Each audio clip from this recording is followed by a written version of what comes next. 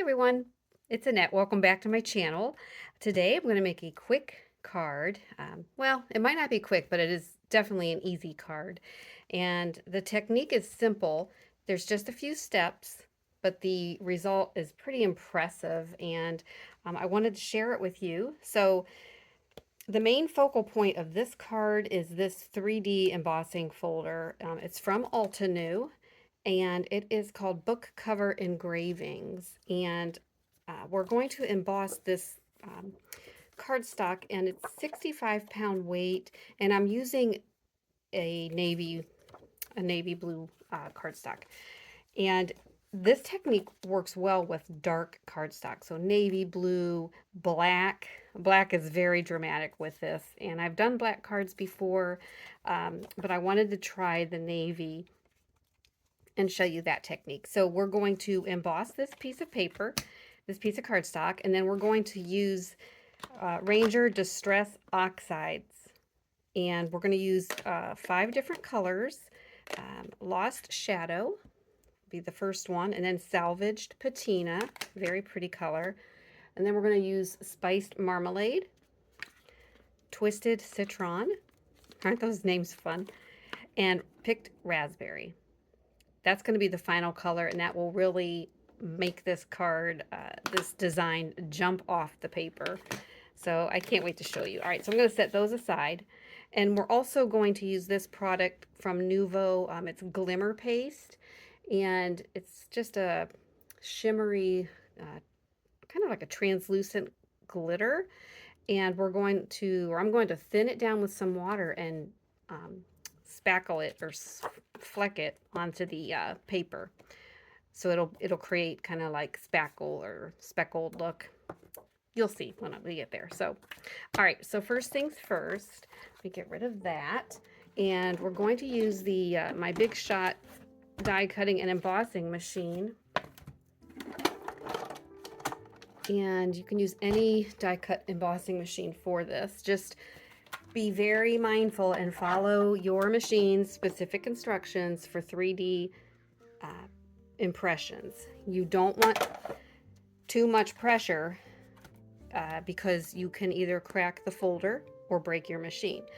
So what I like to do is I just like to use the minimal, what they recommend, and if it's too loose going through, I add a shim, and if it's too loose, I just keep adding shims. And sometimes the shims I use is just a folded piece of copy paper, and just keep adding until you get a snug fit as you're rolling it through.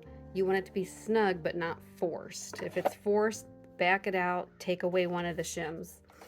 And then the other thing, so I'm just going to start with, and I did one of these not long ago, so I had this down and I believe a metal shim.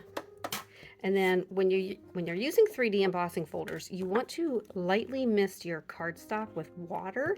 This helps loosen the fibers, so when it goes through, this leaves a deep impression into the cardstock. It'll emboss it fairly deeply. It's a 3D image, and so we don't want to crack the cardstock. So off camera here, I'm just going to give this a light spritz on both sides.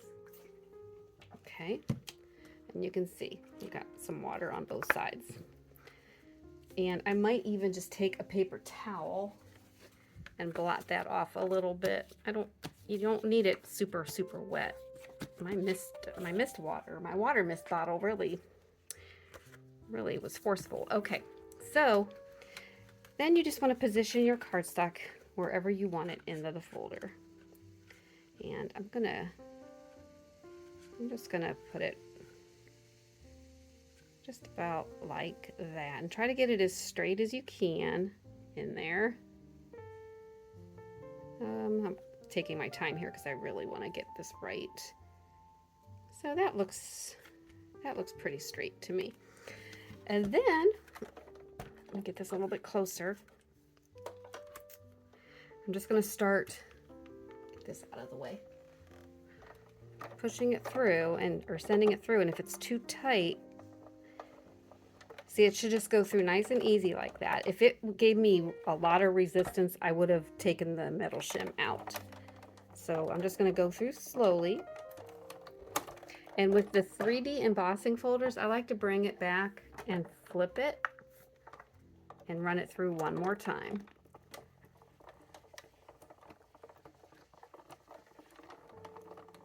Okay, that should give us a good impression.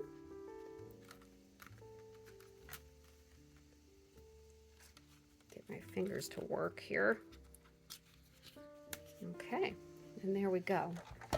You can see all that detail. I mean, it just really comes off the page. And then our next technique with the ink is going to make it show up even more. So let me get this out of the way. And I'm going to bring in a piece of scrap paper. Hang on one second.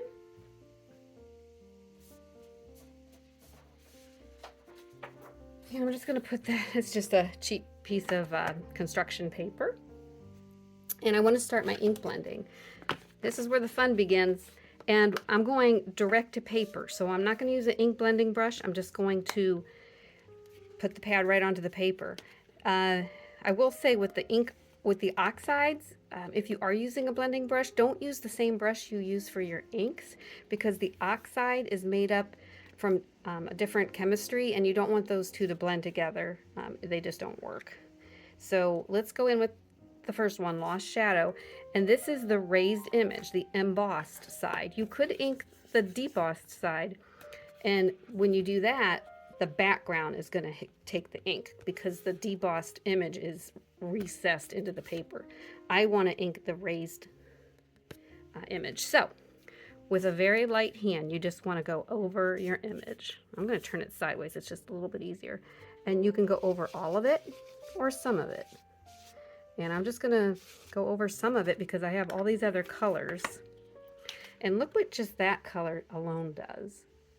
Isn't that amazing?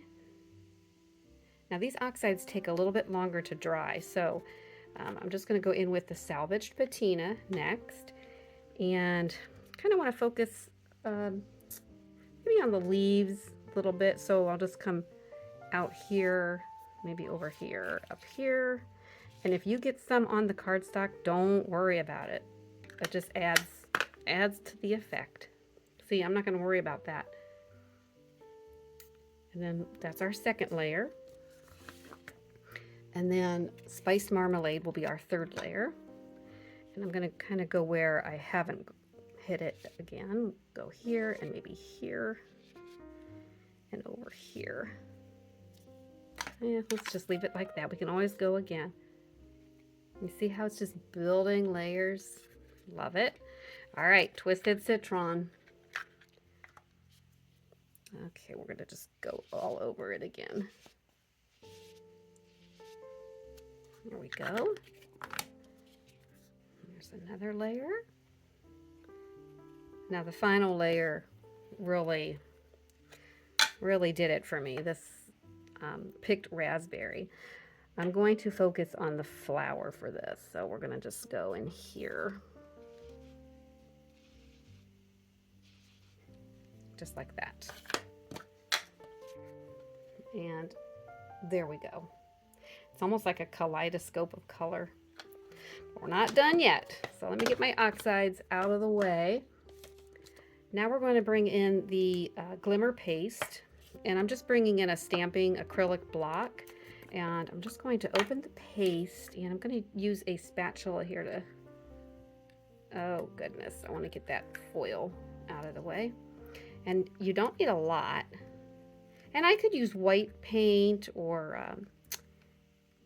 you know, white ink, like a pigment ink, or black. Well, black wouldn't show up, but you could use white. But I like this Glimmer paste because it's going to add a little bit of sparkle. I'm just going to put it right on my block. And I do want to cap this up because you don't want it to dry out. And this dries pretty fast, and it'll be really hard to clean off. So I do want to take a paper towel and just wipe it off. And I also have a glass of water, or a cup of water. I'm just going to stick it in there just so it doesn't get all messed up on me. be easier to clean later. Okay, I need my water bottle again. I'm gonna get this cardstock out of the way. And I just want to spray down a little bit, just a couple sprays. You can always add more, but I want to thin this out. Just want to really water it down. I might add a little bit more. Just want it really loose so you can flick it onto the paper. Okay, that's gonna be good, I think. I'm just using a, let's see, this is a number 8 round. And then just gonna add it here and there randomly to the card or to the panel.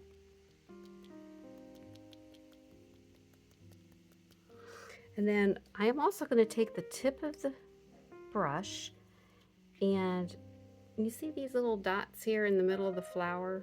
I'm just going to touch them lightly, but I'm going to set it down so I can really see what I'm doing here. I'm just going to touch over those lightly so they get some of that glitter paste.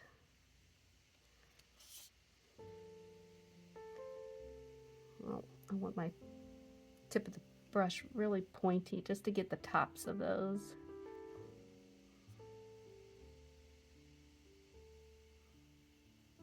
There.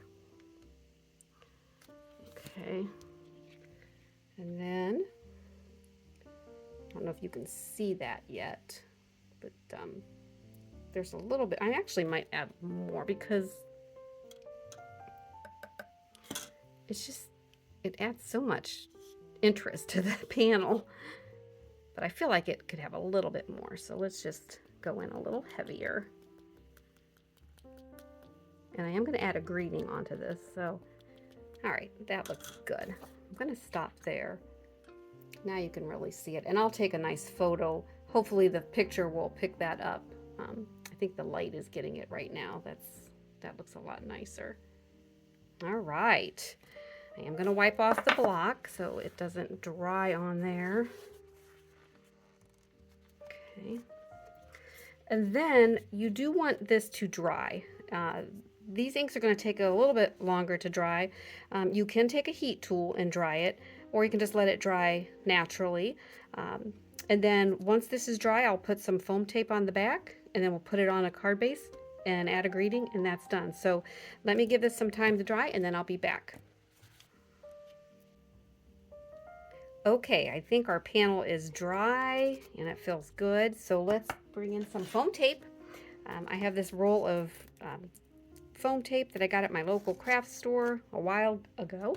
And I'm going to just go ahead and put, I'm actually going to double up on these. So I'm going to put 4 down. And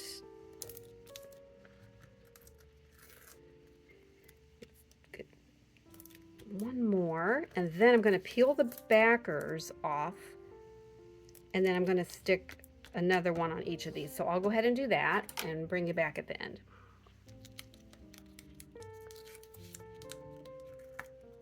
I'll get this last one off. So these are stacked one on top of another to give it a little bit more dimension. And then I'm going to bring in a card base. And this is always 110-pound cardstock for me. And I'm just going to fold this over. And again, this is just a 8.5 by 11 sheet of 110-pound cardstock. And on the 8.5-inch side, I cut it in half at 4 1/4. And then I just fold it over in half. And then we're going to position our card front onto the base. So let's go ahead and do that. And I'm just going to look around all edges and make sure there's even white space all the way around, just like that. And it just adds a little bit of dimension off the card. You can see that or not. It's kind of hard to see on camera, but it looks nice in person. All right, all we have left to do is add our greeting. And I've had these for so long. I have these little plastic photo containers. They're just storage containers, but I use them for just odds and ends in the craft room. And oh my goodness, a while ago, maybe a year or so ago, just at my local craft store, they had a package of chipboard greetings, and it's just like cardboard greetings, and they're just miscellaneous. They say all kinds of really cool things, but I thought this will be good to have, because, and I've added some of my own here. Have a sweet day, that was one I stamped, but just all these cute little greetings. The best day, live, love, explore. This is my happy place.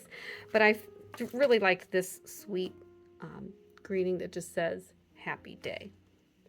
And we're going to put that on the card. And I'm just going to glue it down.